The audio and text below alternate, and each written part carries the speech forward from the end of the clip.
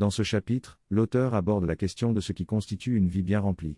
Il explique que cette définition varie d'une personne à l'autre, certains considérant le mariage et les enfants, d'autres une carrière ou une démarche artistique.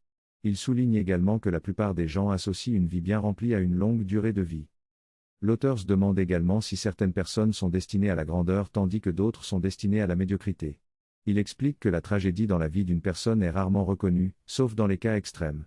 Parfois, la tragédie est considérée comme une chute de la grandeur, illustrée par les mythes où ceux qui sont trop proches des dieux sont punis pour leur folie. L'auteur offre ensuite sa propre vie comme exemple, en soulignant que la crucifixion représente la fin ultime de toutes les peurs et de tous les mythes.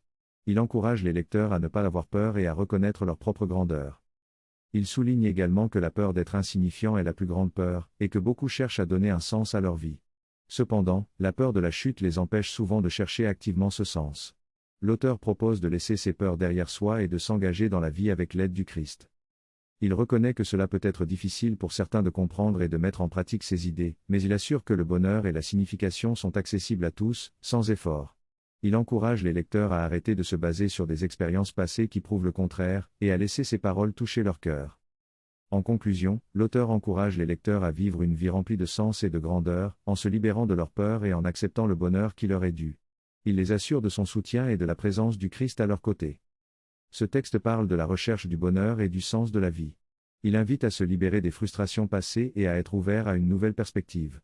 Il propose de laisser aller les inquiétudes, les déceptions et les plans futurs, afin de se connecter à son être véritable et de vivre pleinement dans l'amour. Il souligne que chaque personne a une réponse unique à trouver dans son cœur, car elle est une pensée de Dieu. Le texte compare cette quête à la construction d'une intrigue dans un roman ou un film, où l'idée de Dieu pour chaque individu contient tout ce qui est connu à son sujet. Elle est parfaite, tandis que la forme actuelle de chaque personne n'est qu'une représentation imparfaite de cette idée. L'auteur invite à se connecter à cette idée divine pour trouver le bonheur et donner un sens à sa vie. Ce passage parle de l'importance d'accepter notre connexion avec Dieu et notre rôle de co-créateur dans l'univers. Il nous rappelle que nous sommes nés avec l'idée que Dieu a de nous, et que nous faisons partie intégrante du modèle de la création de Dieu. Notre vie ici et c'est, comparé à la lecture d'une histoire, où nous cherchons à connaître notre place et notre rôle. Cependant, la seule façon de réellement connaître notre véritable essence et notre rôle est de penser à nouveau à ces idées et de les vivre pleinement avec un esprit et un cœur unifiés. Être entier signifie être présent, être tout ce que nous sommes et être en union avec Dieu. L'auteur termine en disant qu'il a accompli son histoire et qu'il a restauré l'unité avec Dieu, et appelle les lecteurs à adopter cette nouvelle voie.